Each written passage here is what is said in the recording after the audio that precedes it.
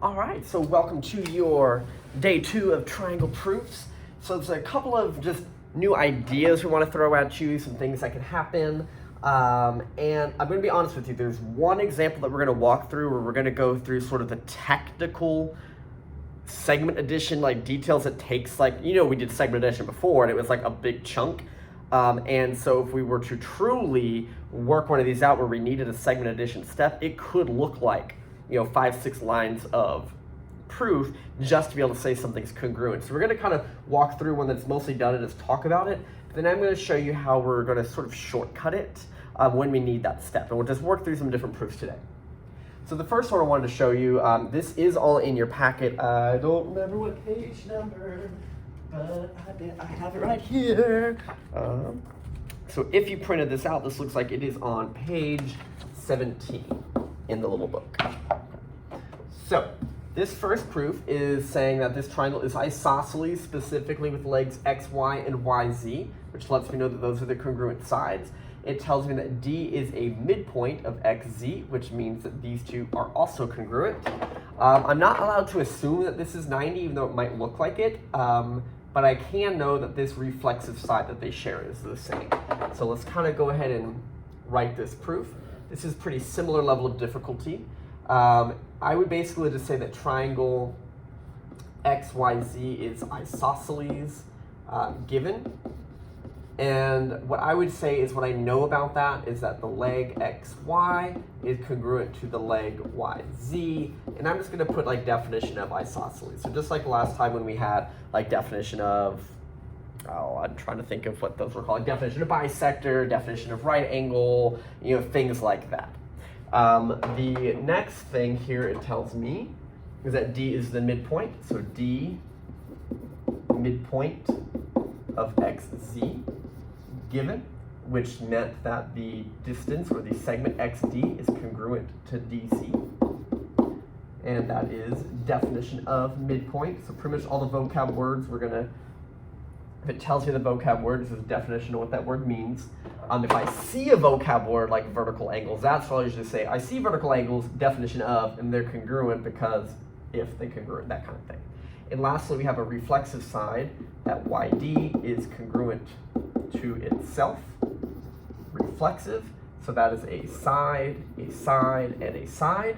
So these triangles, blah, blah, blah, are congruent to this triangle because of side, side, side. And obviously I would fill that in. I'm just trying to kind of speed you along. Okay. The next proof is kind of an overlapping triangle. So sometimes I want to check what they're talking about. So like ADB, they're talking about this triangle and then BCA. And I'm not saying you have to do this, but some students have found that separating the triangles does help them. You just want to make sure that if there's something like they both share this side, that you don't forget about it, because when you separate them, you might not remember that you still have that information. So I'm kind of focusing on that triangle. It does tell me that AC, which is this one, is congruent to BD, this one. So I know that these sides are congruent. It also tells me that AD, so right here, is congruent to BC over here. And then of course I had that reflexive side. So this is pretty much, actually this is a really short proof because it literally one of the sides is just given, and then the next side, AD, congruent to BC, was also given, and then this side that I can see they share, what is it, AB? AB is congruent to itself, reflexive, and literally there's your three sides, so the triangle, blah, blah, blah, is congruent to this triangle because of side, side, side. And obviously I would fill that in. We're just trying to get you through the examples so you see them. So far, nothing about these two examples are really that much different or that much extreme from the yesterday, just that we can now say like definition of isosceles, I know things, and to watch out for things that are overlapping. Now I want to show you a triangle that does have some overlapping pieces and it uses segment addition, and then I'm going to talk about how we shortcut segment addition, because pretty much, from what I can tell, like here through here is like getting the segment addition all put together. And we are going to find a way soon to like shortcut that completely. But we're going to kind of just follow along just for like the good memory lane of those proofs. So what are things that I know? I know that FE is congruent to DC. So this side is congruent to that side. Okay, that's a given, and that is one of the sides that I know. They chose to put it on the same line, and that's not my choice usually with these, but angle E is congruent to angle D. So again, that was a given, and that was an angle that I knew. So really all of this work is just to say that some other side must be congruent. Now they tell me that AD is congruent to EB, but what you'll notice is it's just this piece is the same as this piece. They don't say, that is not a full side length. If that was a full side length, then I could write it down, okay, great, they have another side, they're congruent. But what I do know is they have this reflexive piece that they share. And so it's like, well, if these parts are the same and we're overlapping here, then this entire piece should be the same as that entire side. And normally there's a huge formality with that, which we'll go through, and then I'll show you how I would normally shortcut this once we're allowed to. So they gave me this. And because of substitution, you cannot use substitution when there's a congruent sign. That's part of why we always have to use transitive when we connect congruences. But to substitute, it has to be equal signs. So they converted it with definition of congruent to make it into this. They reflexively noticed that the DE part is equal to the DE part. And notice here, I can bring it in as a segment or as a distance. And here I want to leave it as a distance because that's what we're working with. But normally, if they like share the whole sides, I bring it in as segment because it's like done already. Now this is not segment addition. This I think is just adding together 3 and 4, right? It's like left plus left equals right plus right. This is kind of what we've been calling equation addition, when they just take 2 rows and add them together and it looks like this. This, if you go and check, is the segment addition. My prediction is that this is going to either connect with substitution or transitive, like AE is the same thing as this, that is the same thing as this is the same thing as this, it's the same thing as this. So yes, I can connect all those. Really, if I'm being picky, transitive would have to be in a good order. So I think this could also work with just substitution. I think if you took this line and said, hey, this equals AE, and hey, this equals DB, you could call that just substitution by taking these 2 things and replacing them up here. And then lastly, they converted that into a congruent sign again because we need it to be a congruent sign in order to say that I have that side. And then now I could write my triangle congruency statement, and it was from side angle full side. Now, what I would like to show you is, okay, Mr. Allen, what would you like me to do instead if I'm allowed to skip a lot of those steps? So if I notice that you give me a piece like this, but there's an overlap that I need, what I would have wanted for this part of the proof, right? Because we already have our 2 givens. So for this part, when I got to AD is congruent to EB, and that was a given piece, and I also can tell that the DE part is congruent to itself, from reflexive, what I'm allowing you to shortcut. Now I have to see these things. I have to see that the part is congruent. I have to see that the overlapping part is brought into the picture. I will then let you say the whole side. AE is congruent to the whole side. DB, and I will let you write segment addition as the reason why. But in order for that to be written down, I need to see that you pulled in the reflexive part and that I know the part that was done. And so the beautiful thing is that would take all of this here and turn it just into this little bit of line. Like you told me that, cool. I also know the reflexive piece, and then I can push it all together. All right, so on the next page, actually it may not be on the next physical page. Let me find where it's at. Overlapping triangle proofs. I think if you flip forward to page 20, I wanted to look at like 2 of these. Let me think about which one. Let me make sure that it would do what I want.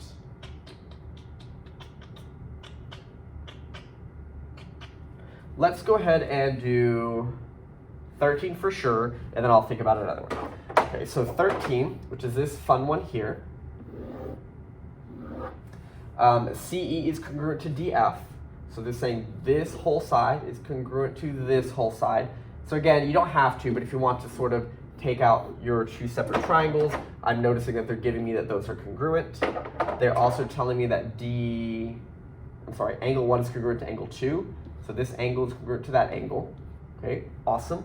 And they're letting me know that CE is congruent to AF. I keep reading number 12. Oh my gosh. And then here, AE and BF. So just this little piece and just this little piece. So my triangle is like it's just these parts. But I know that they overlap here, which can give me the rest of it with segment addition. So that's where I'm going to kind of walk you through one where we're going to write it on our own in shortcut segment addition. So what did they tell me? That CE was congruent to DF. Okay, that was a given, and that was the side that I know.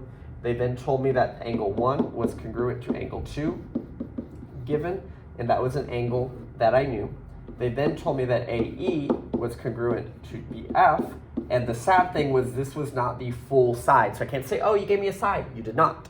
You gave me a partial side, right? Again, that's this piece and this piece. So what I'm going to do is talk about the part they have in common. So I'm going to bring in that, hey, did you notice that they overlap from EF to EF? And that's that reflexive part that they share that piece.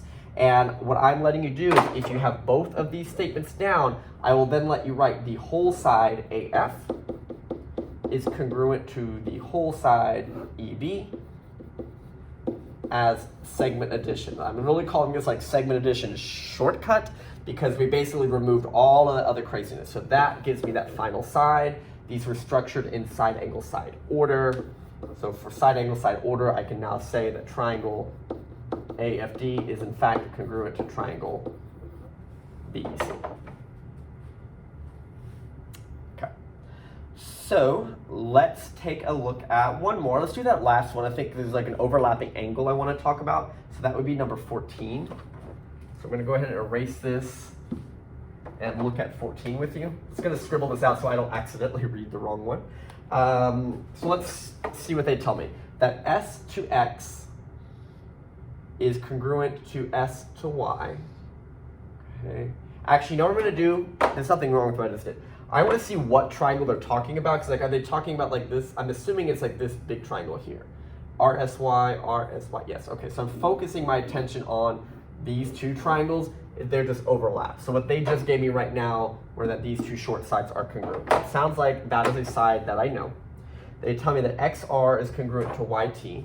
So XR congruent to YT, that is just a partial side. Like that is just this piece of it.